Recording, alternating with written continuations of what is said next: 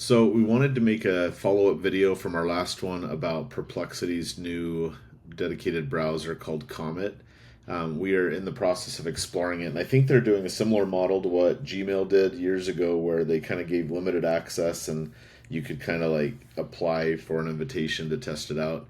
And we are one of the lucky ones, I guess. So we wanted to share some of the things that we were seeing, some of the things we were learning, and not so much as a hey, cool, look at this tool, but using this to talk about some of the really interesting issues surrounding AI and how it's going to affect, because we believe, and we've been diving in for the last 6 months just into vetting AI tool after AI tool, on the consumer side of things, how it's helping vendors, how it's helping businesses, just diving in ourselves, testing a lot of these things, talking to owners of some of these companies, and learning quite a lot. And it's been a really interesting journey, but there's no denying that the landscape of the world is changing because of this.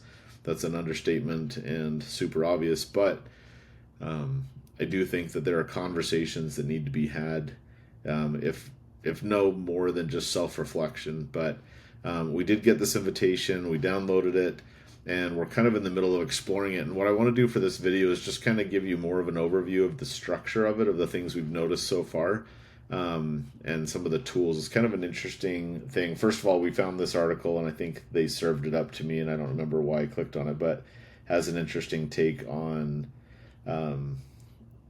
his kind of, how useful is it versus Google and stuff like that. So definitely worth checking out.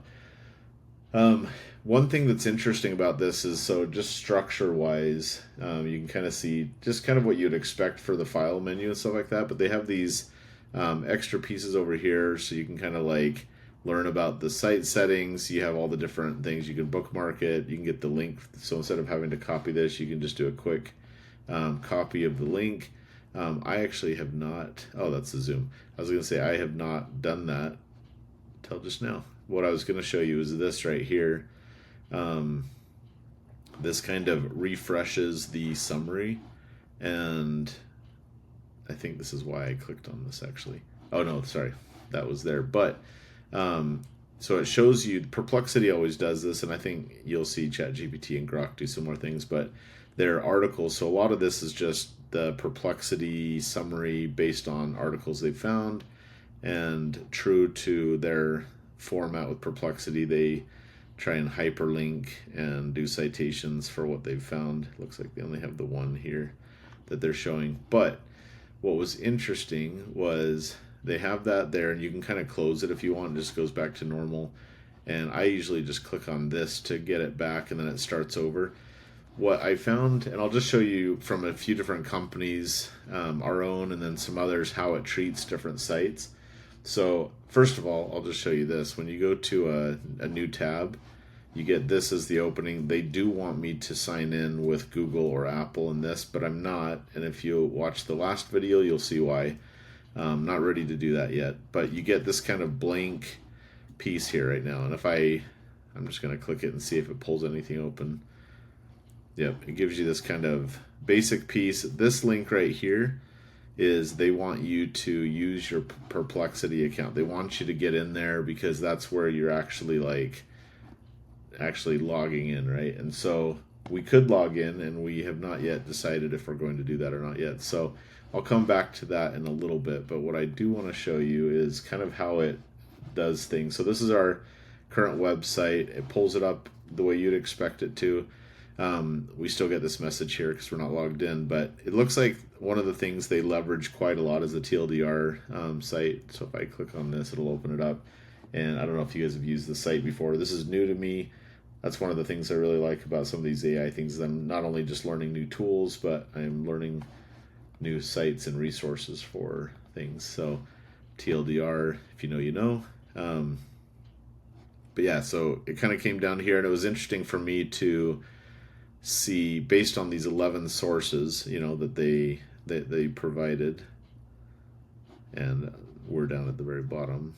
ChatGPT, that's interesting. But just kind of talking about what we do.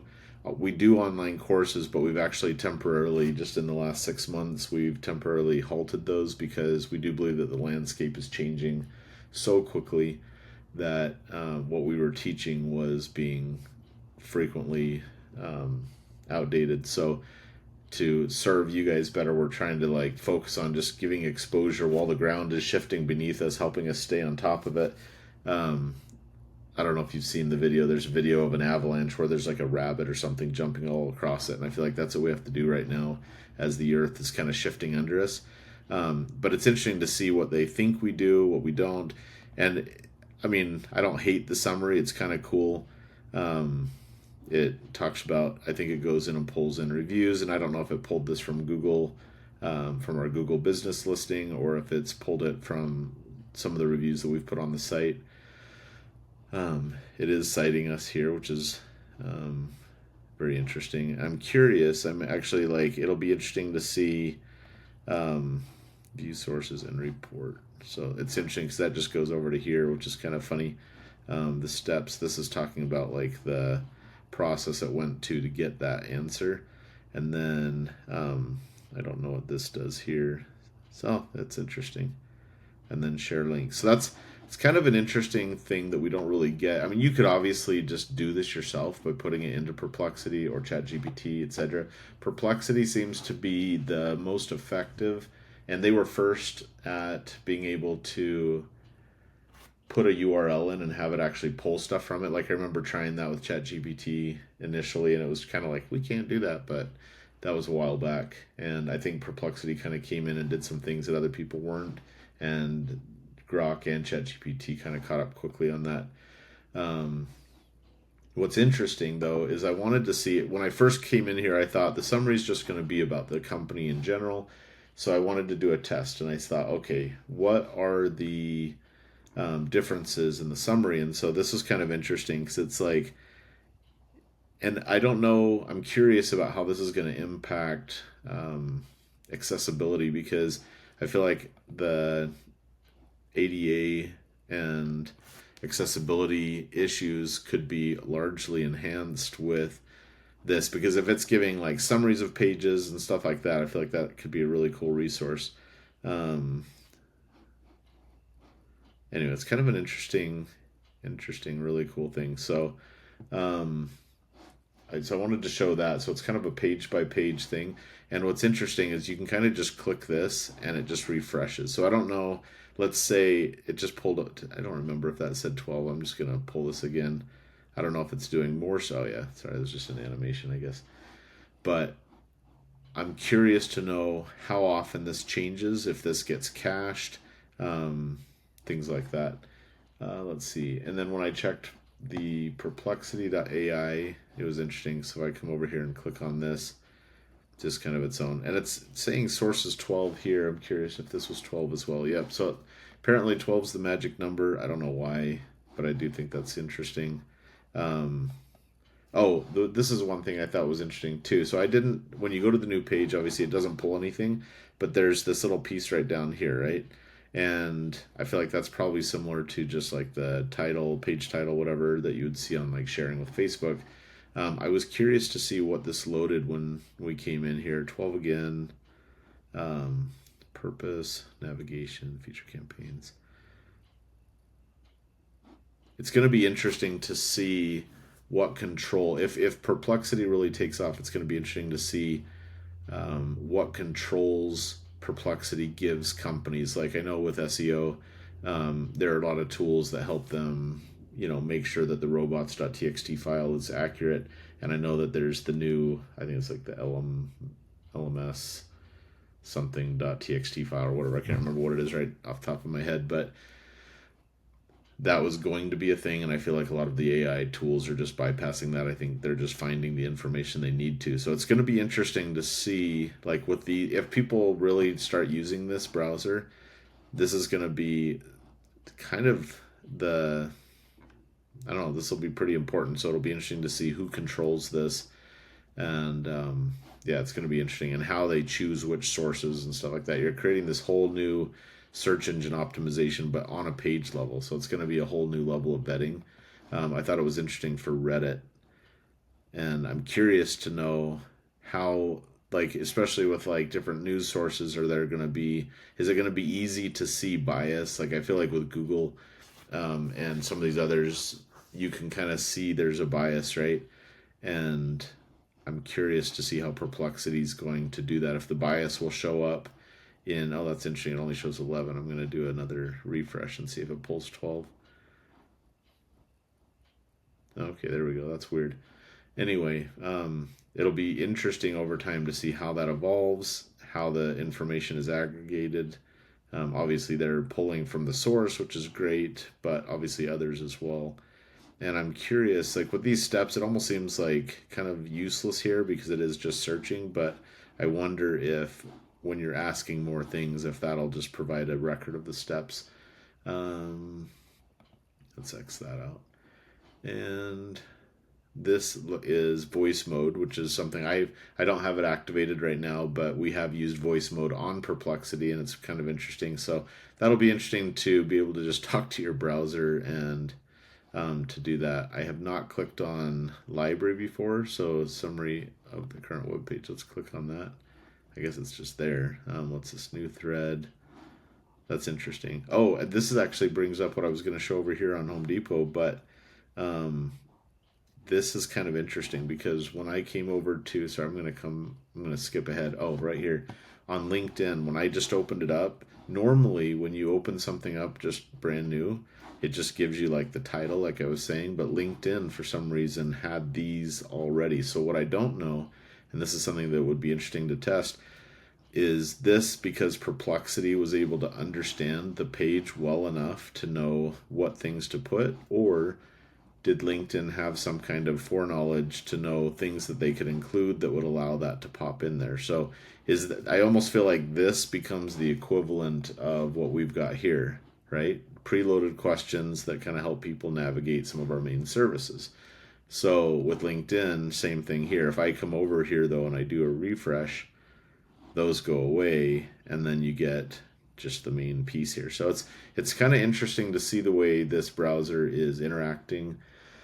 I was curious because I work a lot in WordPress. I was curious to see what it said about WordPress.com versus WordPress.org. For those of you who don't know the difference, definitely worth looking it up. It's kind of interesting to see both communities and where they overlap and where they're separate. But it's kind of cool to see. It's going to be interesting because like on mine, it was kind of interesting because it pulled in reputation, right? But I don't know if that's because we had reviews. Like I think I should know this. Yeah, so we have some reviews right here, right? Which is cool. But is that where they pulled that from, or did they pull it from our Google business listing? I don't know. And why did Nike, let's see, do they have a reputation? Yeah, see, it's not just showing that. So, or they're not showing that. So I'm curious to know what the metric is for, what's the recipe for this assistant and for the summary. And then I think on LinkedIn, we already showed that. And then on Home Depot, they had this as well, right? So search coupon code for deals, or sorry, search for coupon deals. And I just clicked on that, and it's interesting because that, I don't know if this was already up or not. So I'm just going to say allow this time. And I will just say, it's kind of funny. I don't fully trust Comet yet, so I'm just going to be a little worried. I'll just turn it off later on. So it's got this here, Provo. I don't know why it says 6 a.m. That's weird. Maybe that's just when they open. So if I click on this, now that I have the location turned on, it's going to kind of come down here. And that's interesting. It shows, hey, use the honey coupon code thing. Groupon, slick deals, that's interesting. One thing I did, and I don't have it pulled up right now, but in Perplexity, a while back I was looking up some flooring stuff for some home improvement, and in the actual chat results, it was showing products, and there was an ability to make purchases. So I'm curious, I know Jeff Bezos is one of the investors for this, so I'm curious, is that going to be kind of an Amazon e-commerce powered thing, or is that something completely different? So anyway, interesting stuff. I'm going to be closing out for now. We're here at about 15 minutes, so I'll do more, but I just wanted to give you guys kind of a overview of what these look like, and I will post some more videos soon.